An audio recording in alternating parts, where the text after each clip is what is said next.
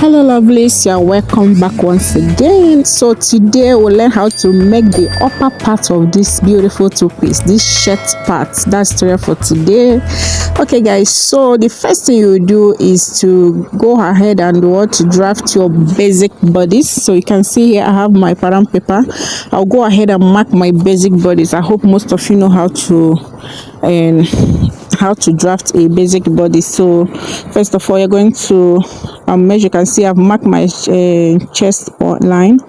There I used my waistline, the hip line, and the blouse length or the top length. Okay, so I'll just go ahead and duplicate the point, then I'll use my ruler to connect it. So I marked my shoulder, which is my chest line, my waistline, the hip line, and the top length. So that's what I'm trying to rule out now. So you can see, then this one is my chest line. So this is my chest line. So after marking my chest line, how did I get my chest line? I divided from the bust point, you go up by 2 inches. Okay, so I'll have to label them, or you can just use your shoulder measurement divided by 2 to get your chest line. Okay, so from here I'm going to input my shoulder measurement divided by 2, then I'll come down by 1/2 inch, then I'll connect it. This will serve as my armhole line. Then from there I'll get the midpoint from the 1/2 inch, then I'll come in by 1/2 inch. So here I'm going to input my bust circumference divided by 4. So here on my chest line, so my bust circumference divided by 4, then I'll go ahead and mark it. So from there I'm going to get my armhole curve. So from the upper part I'll connect to the 1/2 inch I came in, then I'll connect the curve to my bust circumference. Then after that, the next thing is to input our neckline. So here I'm using standard neck measurement, 3 inches by 3 inches for the front, then 3 inches width and 1/2 inch, or you can do 1 inch for the back. Okay, so remember this is shirt. So from there I'm going to connect. I will make a curve. This is for the front. Remember I'm drafting both the front and back on the same pattern paper. So this is for the back, you can see. Then after that I'll go ahead and connect my shoulder slope like so. So after connecting my shoulder slope, then the next thing is to do what? Input my other body measurement. So I've already gotten my bust circumference. Then the next thing is to input my waist circumference and my hip circumference. Then whatever I got on the hip, I will extend it to the top length. Then I'll go ahead and connect all the dots together. So this is what I have here. From chest I'll connect to the waist, then from waist to the hip to the top length or blouse length. Okay, so after that the next thing is to do what? We'll go ahead and introduce. Remember this front part, there is a extension. The style we are making has an extension, so I'm trying to level the back and the front neckline. So for this is the front armhole, then I'm trying to connect or curve the back armhole. Okay, so this is it. So after that I'll go ahead and introduce another paper in front so that we'll be able to draft our extension. Remember the whole style is centered on those asymmetric down parts. Okay, so this is a normal shirt with asymmetric. The down part is asymmetric, down part of the front has an asymmetric part. So here I'll go ahead and mark 1 inch for my button allowance. So this is my button allowance. Okay, 1 inch from the neckline down to the hem. I'll go ahead and connect it. So this is my 1 inch for my button allowance. So I'll connect it all the way down. So this extension, depending on how I use a total of 5 inches. The brown paper is 5 inches, a total of 5 inches plus 1 inch, including the 1 inch for the button allowance. So everything is 5 inches. Okay, then I'll just go ahead and extend the neckline into the 1 inch like this. So this is the button allowance. So then on the waistline I'm going to extend the waistline into the brown paper, okay, into the 5-inch extension. So I extended it. So here you're going to determine where you want, how many buttons you want for the upper part and where. So here I wanted to use my underbust measurement, so I stopped, the button will stop at the underbust measurement. Okay, so that is what I'm trying to determine. So here is my underbust, so I marked my underbust measurement. You can maybe go up by maybe 1 inch above your underbust measurement, okay, or you can, yeah, I think from the underbust measurement is fine, or maybe like 1 inch below your bust point. Okay, so after determining it, so you're going to mark it, then from there you curve it into the waistline like so. So you can see I'll just curve it into the waistline, so you blend it in a curved manner, so it will curve into that waistline. So that is it, the curve part. So after that, you can see the way I'm trying to blend it, so you curve it into that waistline. So from that waistline you are going to mark, initially I used 2.5, but later on I adjusted it to 2 inches. Okay, so you can use 2 inches or 2 inches. So I marked 2.5 in the initial start, but later on I reduced it after I've finished cutting my fabric. So here, but we'll leave that aside now. So from this down part here, I'll go up by 4 inches, then I'll extend, I'll add another 4. From that 4 inches, okay, let's say I went up by 4.5, so it will not be confused. But before then, let's impute our allowance. So I'm going to mark my 1.5 inch of sewing allowance. Remember, this is a shirt, it's not fitted, so you go ahead and add your ease allowance and your sewing allowance. So I use 1.5, so you can make it free anyhow you want it, how free you want it. Okay, so here I use 1.5. so let me mark my allowance first so that will not get confused. So after that, I went all by 4.5 here from the hem or from the blouse length. Then I'll go ahead and after marking my 4.5, then from the center part of this is the white, is the center part, not the brown is the extension. So from the center I will go in by 4 inches as well. So after that, you can see from this center, because the center, the white is the center, while the brown paper is the extension. So from here, this is what I was talking about, from the waistline here. Okay, this is the waistline. So I can see I have a total of 5 inches.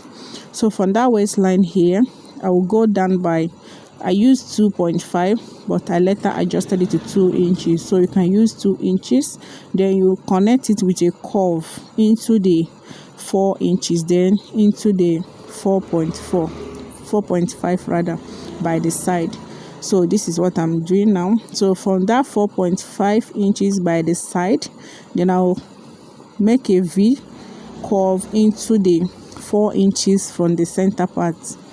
Then from there I'll go ahead and make another straight line to that 2.5 at the below the waistline. Okay, so you can use a curve, you can use this, you can make it straight, use a straight line, or you can make it a little bit curvy. So here I decided to use the curvy part like this. So this is how I curved it out. So here now, so you can see, I think we are done with the asymmetrical part of this top. So the next thing now is we are going to be cutting out the back first, okay, before we'll cut out the front. So I use a total of 5 inches for the extension. So you can see here, this is a zipper line. So before we cut out, I'll go ahead and fold this inside. So here I'm trying to know how many buttons how many buttons I will insert. So I think I have a total of 4 buttons or so. Yeah, a total of 4 buttons. So you can determine how many buttons where you want the curvy or the wrapping part to start. So after that, now the next thing is to cut out our pattern. So you can see, I will first of all fold it in. So I'll be folding it in like this. to cut out the back first before we cut out the front. Okay, remember the front to have two parts, the wrapping, the asymmetrical part and the straight part. So here I'll just go ahead and cut it out like this. So after cutting it out like this, remember the shaping part of the back and the other side, it has to be curved. It shouldn't be straight like this. So I'll just go ahead and I'll go up by 1.5 inches by the side, then I'll connect into the mid point. I hope this is clear. So just go ahead and curve it like so. If you want it to be straight at the side, you can go ahead and leave it straight, but I want mine to be curved. So after that, the next thing is to cut it out like so.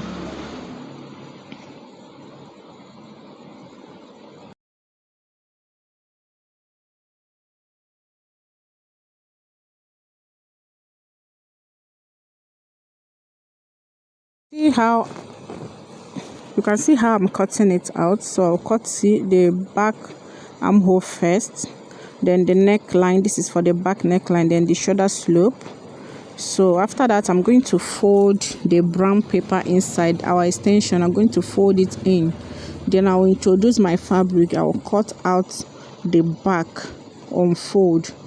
So I'm going to use it to cut out the back on fold. Okay, you can see here I'm trying to cut it out on fold. I've already placed my pattern on my fabric, so I'll make sure everything is aligned. Then I'll go ahead and cut it out, so that after we might have cut it out, then we'll modify the front. So here I'll put this aside. This is for the back. Then I'll go ahead and open up our extension. So after opening our extension, then I'll go ahead and cut. You can see the way I'm trying to cut it out, so that I'll be able to get one part of the front. So remember, the front has two different styles. Okay, so you can see. So here, then the next thing now is to cut out the front neckline. So I'm still trying to cross check where the button will end. So after that, then I'll go ahead and cut out the armhole. So here we have this for the first part. Remember, don't throw whatever you've cut out.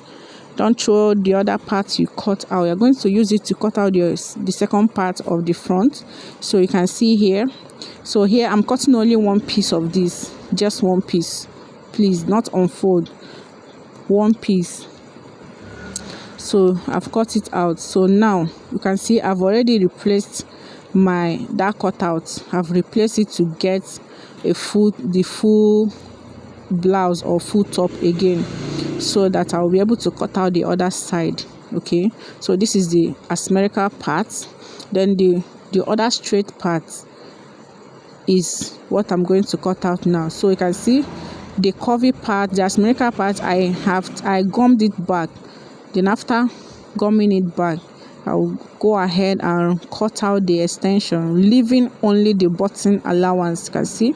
So I'm left with only the button allowance. So now this is the final piece for the second part of the front. So here I'll go ahead and place my fabric. So before anything, make sure your fabric aligns. You can see, let's assume this pattern paper is my fabric now. So I'm trying to make sure so that I will know exactly what to cut. This is how it's going to look like. It's going to overlap this way. Have you seen it? So the right side will overlap to the left side. The right side is the asymmetrical part of the top. It's going to overlap to the left. So this is how it is. Okay, so that if I'm trying to cut my fabric, I will know exactly how to place my pattern and where my fabric will be facing, in order for me not to duplicate or make a mistake or turn the whole thing upside down. So that is what I was trying to cross check here. So after that, now I'll just place my fabric. Then you can see the way I've placed my fabric. Then I'll place my pattern like this on it. Then I'll bring the other side to make sure everything is in order, as you can see. So I'm trying to make sure they are in order. Once you have an asymmetrical, or maybe one part of your blouse or whatever you're sewing is different from the other piece, so make sure everything aligns. So you don't cut it on fold, you have to cut it separate. So that is what I did here. So you can see now, after cross-checking to make sure everything corresponds. So this is it. So by the time I cut it out and I want to make it unfold, this is how it's going to look like. You can see the right side facing right side. So this is what I mean, right side facing right side. If you don't cross check it, you end up cutting right side facing wrong side, okay, which is going to disturb you. You end up cutting a different one. So after that, now I'm done cutting it out. So the next thing for us to do is to go ahead and pin. I'm going to pin it shoulder to shoulder.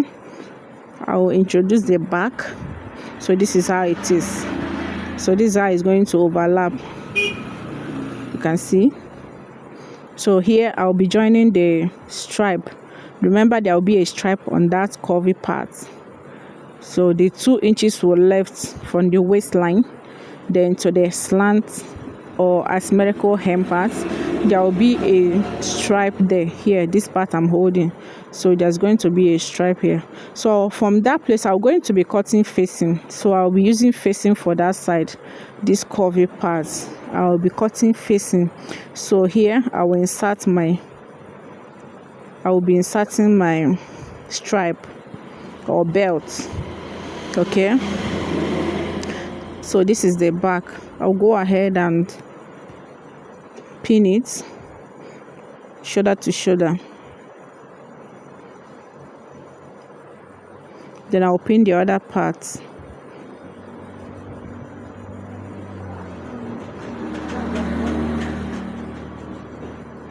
So after that, then the next thing is to go ahead and sew.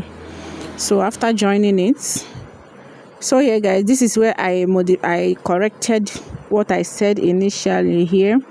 The curvy part, remember from the waistline, I came down after the curve.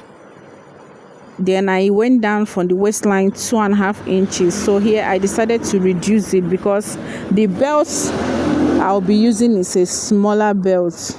I marked 2 inches so that by the time I'm done turning the sides by 1/2 inch on both sides, I'll be left with 1 inch. So my stripe is going to be 1 inch wide. So that is why I am trying to reduce the 12.5 inches I marked initially. Okay, so I'm trying to show you how the stripe, the wideness of my stripe is not going to be big. That is why I'm trying to reduce the 2.5. This is how my stripe is going to look like. Then I'll just go ahead and blend it very well. So after blending, then I will trim it off. I'm just trying to correct or to reduce the 2.5 inches into 2 inches. That's all. You can see.